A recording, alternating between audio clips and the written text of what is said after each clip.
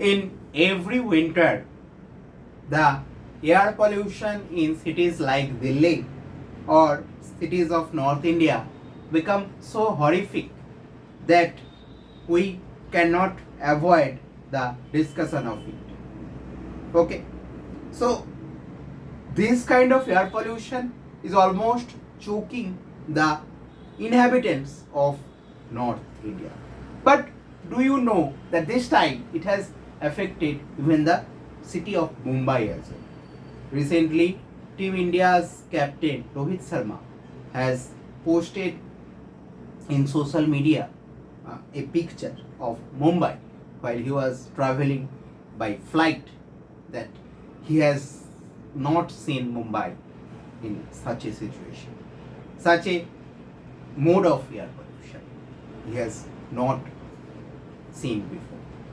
So let's discuss that choking condition of India's cities, that choking air pollution, or how the population of India is impacted or being impacted by the air pollution, or how to tackle this pollution. Okay, so let's start the discussion. A recent report of Air Quality Life Index published by Michael Greenstone from the Energy Policy Institute of the University of Chicago estimated that Indians are losing 5.3 years of life expectancy because of the health effects of air pollution on an average. This estimate for Delhi was even worse, with life lost estimated to 11.9 years.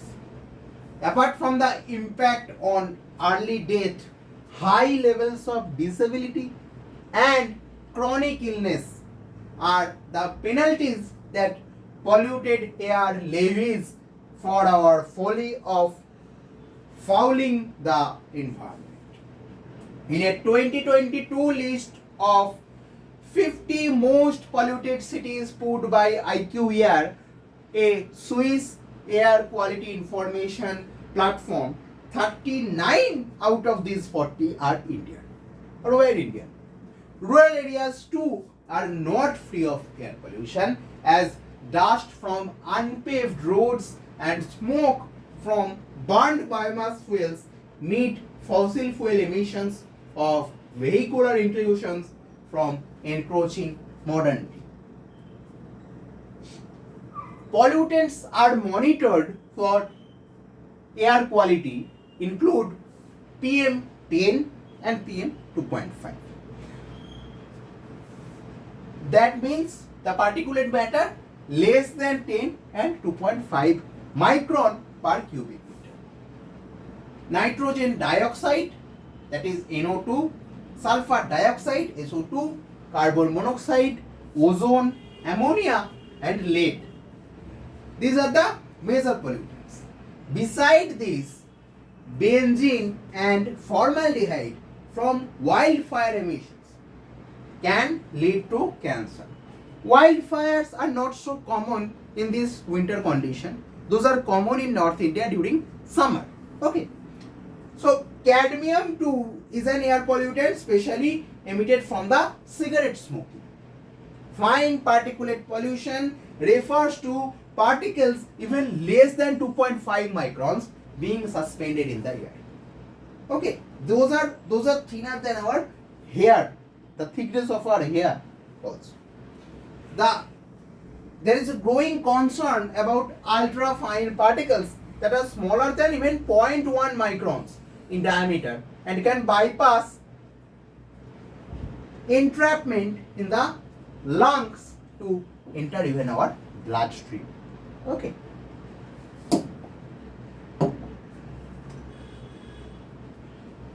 Now come to the air monitoring or air quality monitoring system of our country, the National Air Quality Standards. These National Air Quality Standards in India are less rigorous than WHO standards. For PM 2.5, the WHO sets a limit of 5 microns, while India's limit is 40 microns. India's AQI has 6 categories: good, satisfactory, moderately polluted, poor, very poor, and severe, where the North Indian air quality now belongs to. The last one, severe. The AQI of 0 to 50 is rated as good, while severe represents an AQI of 401 to 500. Delhi is presently rated as poor, but recently it is going to get the rank of severe or entitlement to severe, with predictions of further worsening when crop burning commences. Burning of crop residue is a major problem in North India. Even when Delhi reports a level of 126, it far exceeds the national and WHO standards. It must be recognized that the health harms from air pollution occur even at lower levels than the nationally designated standards, with a continuum rise of risk as pollutant levels increased. Prolonged exposure to air pollution, even at AQI levels declared as satisfactory, will have adverse effects. We must aim to bring them as close to WHO standards as possible. Presently, 22 states meet the national standards of AQI, while 15 do not. None meet the pristine standards of WHO. Okay. So this is the status of national air quality standard and air quality standards of many states across India. Geographically, the landlocked Indo-Gangetic plain has the highest level of pollution as it lacks the dispersal that sea breeze brings to the coastal areas. Okay. In the times of winter, the wind flow is minimal or minimal stretches. Okay. So it is less than even 10 km per hour. Oftentimes it reaches to 2 to 5 to 8 km per hour. So that slow wind speed cannot disperse the particles or particulate matters as such or pollutants. Okay, so that's why the air pollution persists. The problem is exacerbated during the harsh winter that much of the region experiences, as cold air does not flow easily to disperse pollutants. What I was saying earlier. When agricultural crop residue is burned during this period, or when garbage is burned by the urban poor to keep warm, a winter of discomfort ensues with very high AQI levels, because this kind of burning raises more air pollutants, okay, or more particulate matter, so as to say.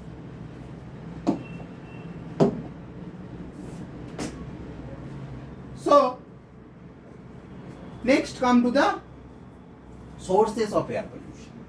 Sources of both outdoor and indoor pollution are well recognized. Particulate matter comes from line sources, those are vehicles, point sources, those are power plants, factories, area sources like garbage dump sites, sewage treatment plants, and natural resources, those are forest fire, volcanic eruptions, which are rare occurrence in the months of winter. Diesel fuel emissions and road and construction dust are also important contributors year around, with stubble burning as the seasonal culprit of this time. Household air pollution comes from the use of biomass fuels such as open fire cooking stoves. The sources of emissions vary across different regions of India and between urban and rural areas. Emission source apportionment and population exposure assessments are important for context relevant control strategies of air pollution. Okay. Now come to the perspective of Mumbai. Why the air pollution has become so such a huge problem in Mumbai as well, besides Delhi or North Indian cities as such. Mumbai is surrounded by the sea on the three sides. Coastal cities see strong wind, which sweep away suspended pollutants during the airflow. Despite this geographical advantage, a combination of natural and man-made factors are driving down the city's air quality index. According to Professor Gofran Baig, founder director of India's System of Air Quality and Weather Forecasting and Research, that is SAFAR, and Swanti Swarup Bhatnagar award receiver or an awardee of that award. Due to a change in climatic conditions, the pattern of wind reversion, that is the alternating movement of winds from land to sea and sea to land, which takes place every 3-4 days at this time of year, is taking longer this time than usual. As a result of which winds has also become weaker. Mumbai had an unusually hot October. A steep temperature gradient between the city and the nearby hilly regions resulted in winds from these areas moving towards Mumbai, picking up dust from major construction projects in Navi Mumbai and surrounded areas. As per Baig, he flagged ongoing construction works as a major factor for the poor air. The past 3 years have seen frenetic construction in Mumbai. These are resulting in huge displacement of dust, and prevalent climatic conditions are making dust particles linger in the lower atmosphere for longer. Refineries, industries, and garbage burning are adding to the problems even more. Okay.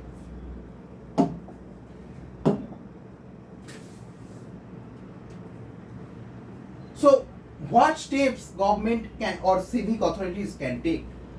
It is important to first increase the air quality index monitoring in the city, as Professor Tripathi said, who is also a Swanti Swarup Bhatnagar awardee and India's prominent air pollution expert. Mumbai has 21 air quality index monitoring station, which is less than a third of the National Clean Air Program's recommended number. Okay, so Mumbai has less AQI monitoring stations, even than a third of the NCAP recommended number. According to Tripathi, it is also important to integrate the AQI monitoring system with the existing command and control system of the administration. Also, according to him, Mumbai should adopt a commission for air quality management in the same way as sources of pollution in Punjab, Haryana, and UP impact Delhi. The air in Mumbai is affected by activities that take place in Thane, Navi Mumbai, Bhiwandi, etc., as he also said. It is also important that alongside upgrading the technical infrastructure, urban local bodies and pollution control boards have trained manpower available with them in the system. According to Baig, Mumbai also needs to carry out an emission-based study to frame and implement policies relating to vehicular pollution. Also, he underlined monitoring and implementation are the key.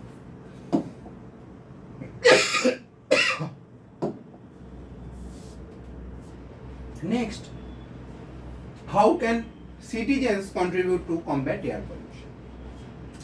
The authorities must carry out widespread campaigns to raise awareness among public on the need to cut vehicular emission. Citizens can use bicycles and perhaps walk more, which can reduce the overall tailpipe emission, that is vehicular emission, to some extent. The administration may also include citizens' participation in their command and control system so that they can complain by sending photographs whenever unauthorized construction or activities like garbage burning take place. The administration should also implement policies to encourage citizens to switch to piped natural gas from unclean combustion methods such as chulhas or stoves.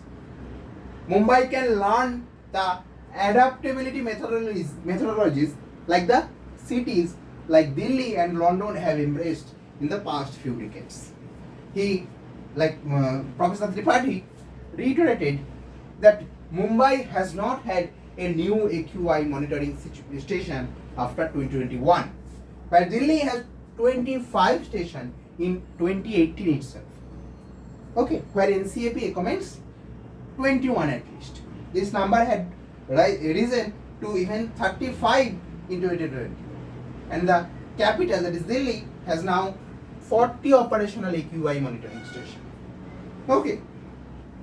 In London, private vehicles are not allowed in certain places that are well connected by public transport. Mumbai too can look into this factor of cutting down the vehicular pollution.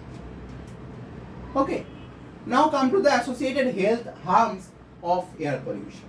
Acute effects like burning eyes, irritation of nose and throat, cough and feeling of choked breath are irksome, but serious harm can arise from heart attacks and brain strokes, which are provoked when atherosclerotic plaques in blood vessels are disrupted by pollutants, thereby even triggering blood clots. Long-term exposure to air pollution can raise blood pressure, that is causing hypertension, lead to cardiovascular, cerebrovascular and peripheral vascular disease, cause cancer and raise the risk of diabetes, dementia and cataracts, beside the well-recognized risk of chronic lung disease and asthma. Inflammation stoked by air pollution can damage many organs and lower immunity to infections. PM 2.5 has been found in maternal placenta and fetal brains also. Exposure to air pollution during pregnancy increases the risk of stillbirths, neonatal deaths, low birth weight babies, and birth defects.